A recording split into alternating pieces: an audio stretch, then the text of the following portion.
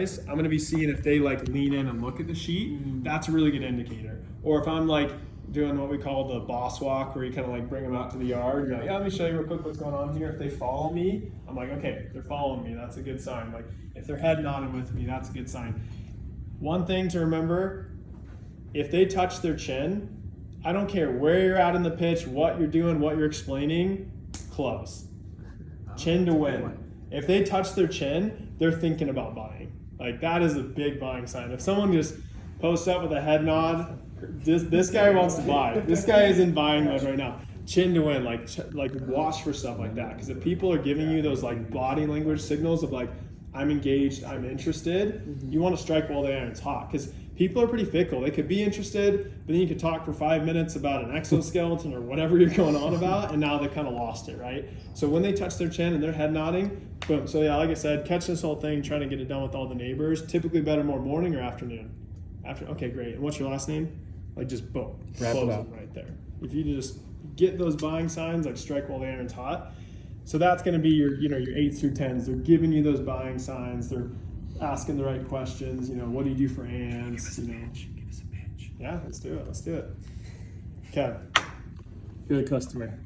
He's my customer. This is going to be my bug sheet. I can't do it without. Want me to stand up? Yeah, I'll stand up. Where are we going?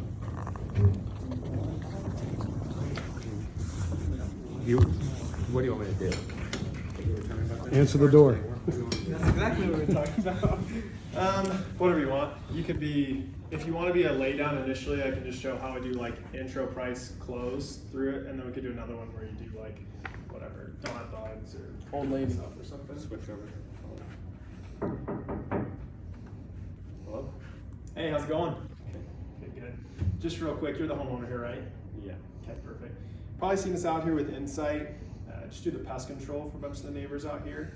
You probably know Jeff or Phil, and then we do most everyone over on Chestnut as well. So nothing crazy. Like I said, it's mainly just been a few of these guys with like little red ants they'll see kind of like popping up here in the summer. Some of the spiders, we're usually getting more calls about those towards the garage, right? And then obviously as we get late summer, early fall, it's usually more the wasp nests that start picking up under the eaves. So long story short, anyone else who wants to get the property treated, well, my trucks are already going to be out here with the other neighbors. We're just able to do it super cheap. That sounds good. I mean, I'm probably good right now, but thanks. Yeah, no problem. Let me show you real quick what we're doing for the neighbors. How long have you guys been in the house for? Just like 6 months. Okay, cool. Yeah, getting in newer. Where are you guys coming from? Just down in Frisco, just trying to Okay. buy. So yeah, you know how the bugs get out here then. So yeah, as you know, like it's typically what we're getting the calls about, or with these fire ant mounds, what'll happen is it's kind of like a game of whack-a-mole. You hit them in one spot, they pop up somewhere else. At the last house, did you guys usually just spray the bugs yourself, or did you have a guy that came out for you? I did ourselves. Okay, cool. And with the fire ants, like what time of year would you usually be running into those? Is it just early spring or more late summer? Yeah, spring, summer. Okay, cool. So yeah, as you know, like we're about to come up on that. That's why we come out and just do these group rates, try to get everyone at the same time. The stuff we buy over the counter, as I'm sure you've noticed, it can just feel like one of those, you hit them, they come back, you hit them, they come back. It's like putting a Band-Aid over a gunshot wound, right? And so what you really love about what my tech does, when he comes out, we put a product down that's designed to do what's called a flush out. So instead of just killing that surface layer, they're getting attached to their hair follicles and taking it back down to where they're nesting deeper in the earth. Great part about this is, like I said, since we'll be here with Nancy, Jeff, Phil, and about 15 of the other neighbors, if you can fit it on your schedule while we're here, you'd be surprised how cheap we're doing it. What is that like? Kind of important, right? What's the square footage roughly of the home? 25. Okay, so you're about the same as Jeff as well. So reason I ask is we are going to cover you for everything that creeps and crawls, both inside and out. So what we do is we'll come out for you a minimum of 4 times, like once each season we come back and like hit things as they're hatching. If you need anything in between, you just give us a shout. We come in and take care of that as well. We break it down on a monthly basis. Those aren't bad at all. It's only $79 a month, and that covers you year-round for everything. What usually gets expensive with pest control, as you know, is that initial service when you first call us out. So first month is typically going to run you $279, but since my guy's just backing the truck up from the neighbor's house, I'm actually able to waive that initial upcharge entirely, and we do the first month for just $79 as well. And that's still for everything. So inside, outside, lawn, garage. Now with the garage, do you typically park the car there, or is it more for storage? A little bit both. Okay, cool. Reason I ask is just when there is a pretty consistent like up and down with the garage door, it's really easy for the spiders to get in a nest here in the door sensor areas, and obviously with the issues we have with the black widows, that's the biggest reason people want us to come out. So just make sure to, can you leave the garage door accessible so you can get access to this tomorrow? Sure. Okay, cool. So yeah, just make sure he has access there. He'll pop into the garage, and then backyard. Have you guys already finished the sod back there, or is it still unfinished? It's all solid. Okay, perfect. And is the gate locked on the side, or will he have access? Should get a lock, but not. Yeah, no, it's a safe neighborhood, you'll be fine. So, like I said, really the only catch with it is we're trying to get it done with the other neighbors. Are you typically better morning or afternoon? I got like 3. Okay, cool. So you have a 3 to 5 spot for you. What was your last name? Just like to sign up. Yeah, just a 20-year commitment. No, I'm just kidding. Can I get a card? Like it sounds good, but I don't know, just a little bit here. Yeah, sure thing. Yeah, good thing with this is you can call us at any point. Like it's definitely not an hour number by any means. Obviously, we have the normal charge if you call us out. We try to get these group rates going so that it's kind of beneficial for us and you. We save a ton of money on gas, and then just again, then we come out every season and get you at the same rate. One thing you're really gonna love up here underneath the overhangs, and that's typically where we, like I said, get the wasp nests in this neighborhood late summer, early fall. I'm sure you saw on the Facebook page how it gets. And so when my technician comes out, because these guys are like a dog to a fire hydrant, you might have noticed at the last place, you hit them down, they come back, you hit them down, they come back. Reason being is they actually leave a pheromone behind up here in the eaves, and that's why they'll keep going back like a dog to a fire hydrant. So when my tech comes out, we have this long extender pole where we not only knock these down, but we also leave a residual product up there that deters them from coming back as well, just so it's not something you're continually mess around with. So like I said, really the only catch with it is just more timing if we can kind of fit it around. Takes just south of an hour probably to knock it out for you. If you can fit it around that like 3 to 5, is that probably best window to catch you think tomorrow? Yeah, I mean my wife works from home. Okay. Yeah, that works. Like I said, just make sure she leaves the garage door open because we do want to pop that. It's kind of first line of defense before things start jumping. I'm Dave, by the way. Nice to meet you. What was your name? Dan. Okay, perfect. And then what's the best phone number for you? 801. Cool. And I'm just gonna go through it.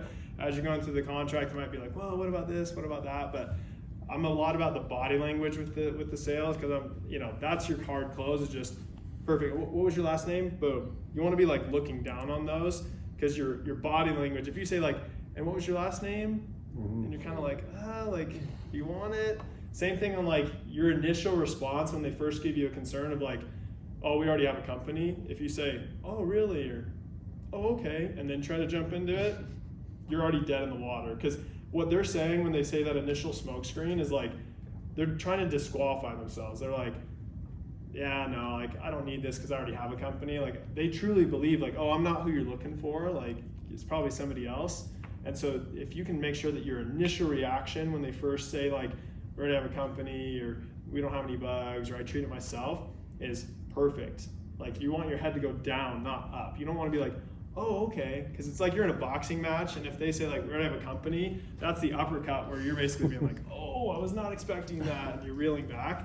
But if you're like planted and like, we already have a company, perfect. That's exactly why we're here. You'll be glad I stopped by. And then you jump into your pitch. They're feeling like, oh shoot, like he just said it's perfect. Like this is why he's here. It kind of diffuses that like disqualification. And so your first initial reaction needs to just always be like a head nod and not head back. So try to catch that if you're noticing yourself saying like, oh, okay, or oh, really? Well, let me show you.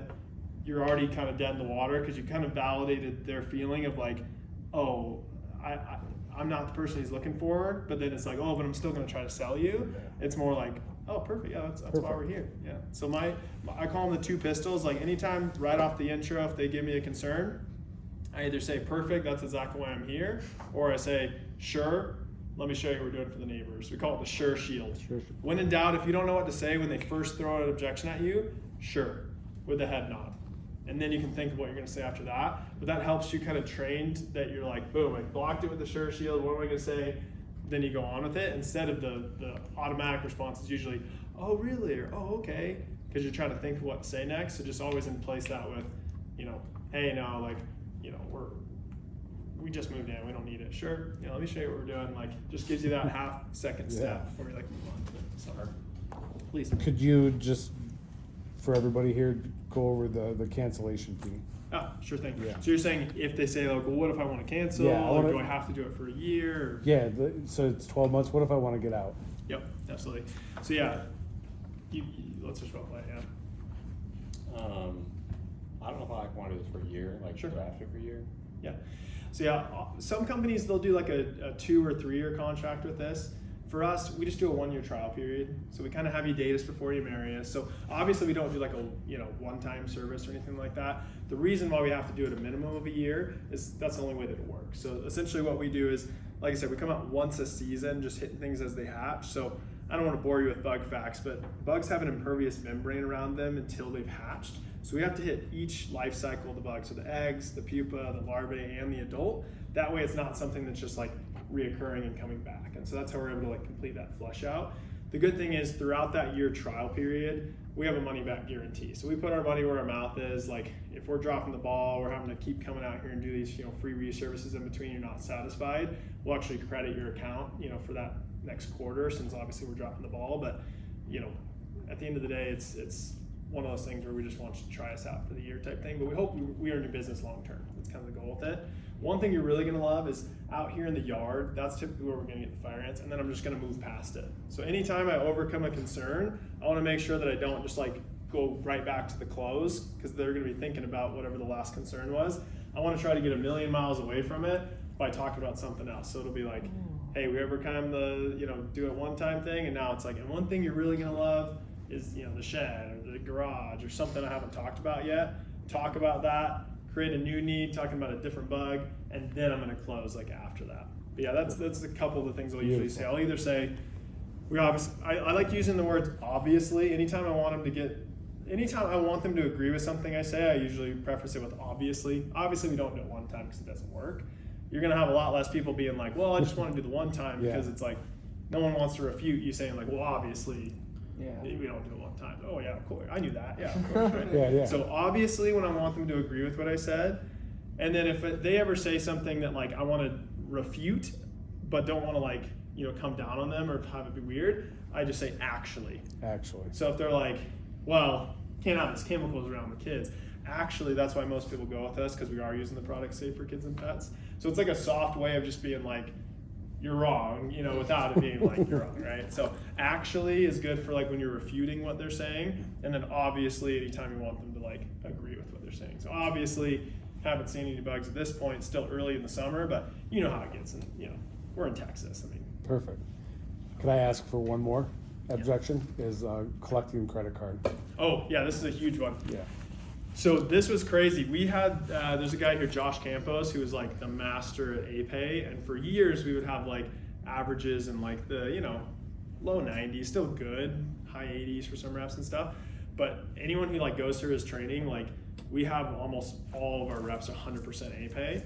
And it's like, it's such a simple thing, but it makes all the difference. So when you're asking for the payments, it's all about like the assumptive body language. Like that really, it's the silliest thing, but it's like the hack, like the trick is looking down when you ask for the card. Like it makes all the difference. Let's do a quick one. Yeah. So I go through, I'm getting all the information. I'm usually right before I'm getting the card, I want to like ask some questions, a lot of option questions, and typically more in the front or the back. They've already like decided they're going to buy at this point, but I still want to like solidify the sale by asking those questions. Front or back, answer spiders. I want to kind of go through type, description, and location of bugs is what I want to get out of them, because to really like establish a need, good is you talking about bugs, better is them talking and admitting about bugs, and then best is like showing them bugs. So like I'll usually go through that. I'll start with type and be like, is it more ants or spiders? They say ants. Is it like the little sugar ants or the bigger black ones? It's the sugar ants. Okay, is that like, is it the kitchen or just like the bathroom like everybody else? I get a location, and as soon as they admit to a location, I try to go there. So it's like, oh yeah, it's like the ants in the kitchen. Okay, perfect. Yeah, I'll show you what we're doing. Then you do the bull walk, which is like what Tom was talking about. You kind of just wipe your feet, start going inside, and they're just gonna like let you in, and then you want to like go underneath the sink or go to the yard or whatever they described. I got off tangent. What did you talk about? What were you asking about?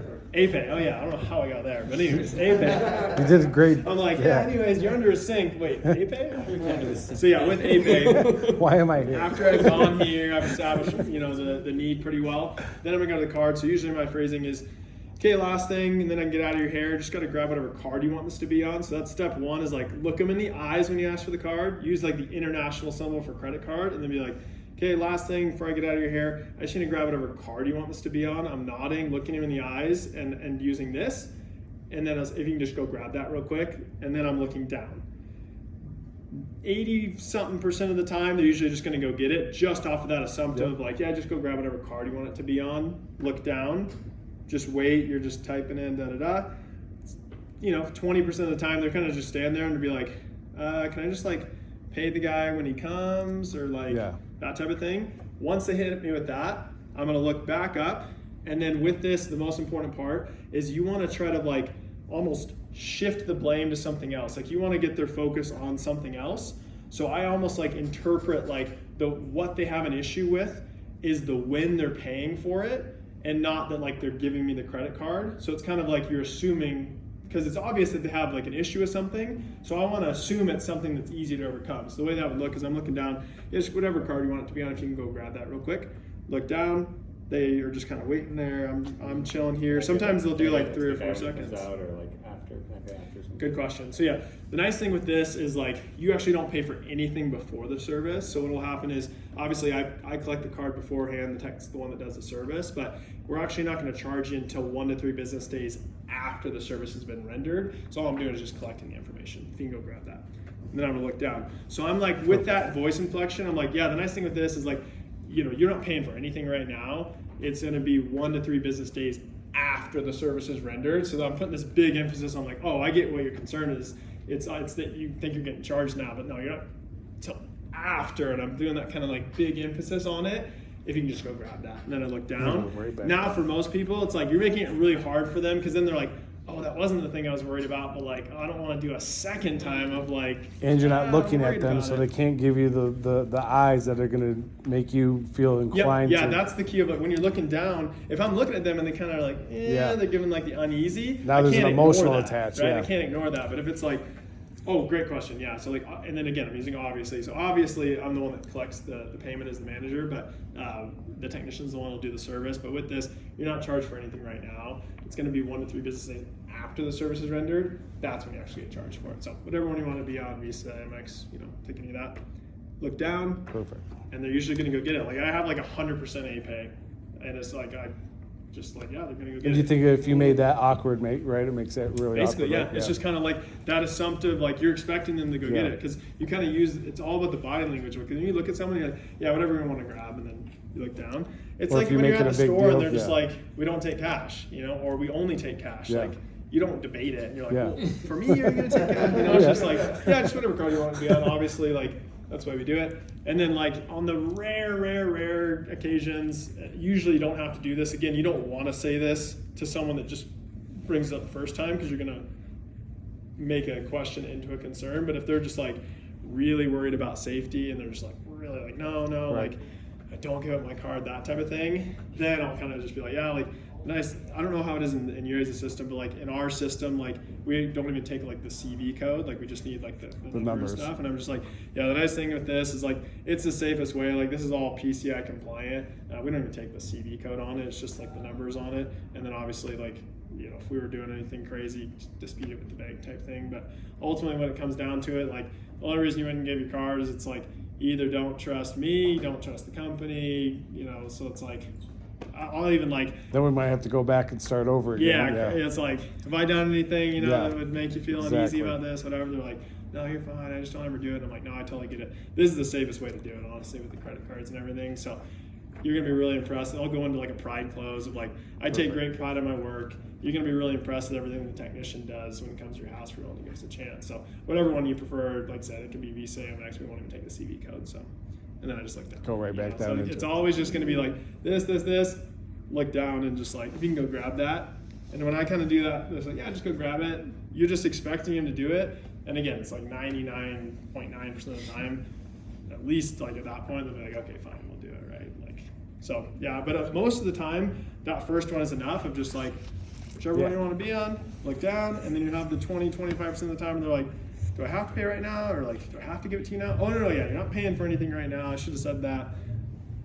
after, and it's just it's After. weird how when you put that emphasis, they feel dumb saying like, Even well, no, asking, it's something yeah. else, right? So that's Awesome. Sorry, we're just like sucking all the. No, good please, stuff out of please, it. yeah. Another one we're trying to work on. Like I noticed you said $79 a month. Yep. Like we're trying to get those higher contract Yeah. values.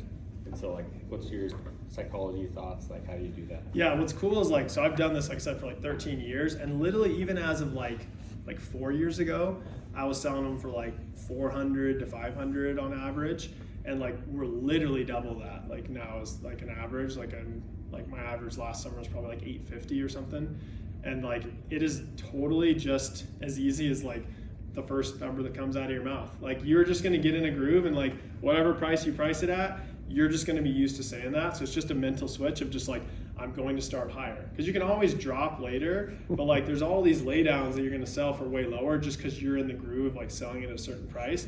And so I just start it higher. Awesome. And like, it's all about the how you say it. Like when I say $79 a month, I'm going to use the body language of like, yeah, so we break it down on a monthly basis. Those aren't bad at all. So I'm going to kind of like brush it aside like it's nothing. And then I shrug when I say it as well, because it kind of just exudes this like, it's not something to worry about. It's $79 a month. There's a big difference from like, this is $79 every single month versus, and these aren't bad at all. It's only $79 a month. Yeah. It's all Bucks. bucks. Yeah. $79 versus like, yeah, 79 those aren't bucks. bad at all. And I like to, if you're doing monthly billing, I like to focus first on what the monthly price is, and then I talk about like the initial price and the Yeah. discount. Because if I start with like, okay, it's usually $279, I'm dropping that down to $79. They're like, okay, that's good. And then we do it $79 a month after that. They're always thinking like, oh, what's the catch? Yeah. Once you do like the drop, and so if the catch for them is that, oh, I have to do it every month or it's going to be recurring, you're kind of negating what you're. So do the initial second. Yes, I start with like, so same thing if you're not doing monthly billing, but say you're doing like quarterly and an initial, I'll say, yeah, the quarterlies aren't bad at all. It's $199 a season. What usually gets expensive is that first season or the initial The first service. yeah. That one's typically going to run you, $289. But since we're already out here, I'm actually able to waive that initial upcharge, and I'll do the initial for just $189 as well. So I'm always kind of just like matching it with those other ones, Perfect. because I want to frame it as like, hey, these ones aren't bad. The quarterlies or the monthly, that's cheap.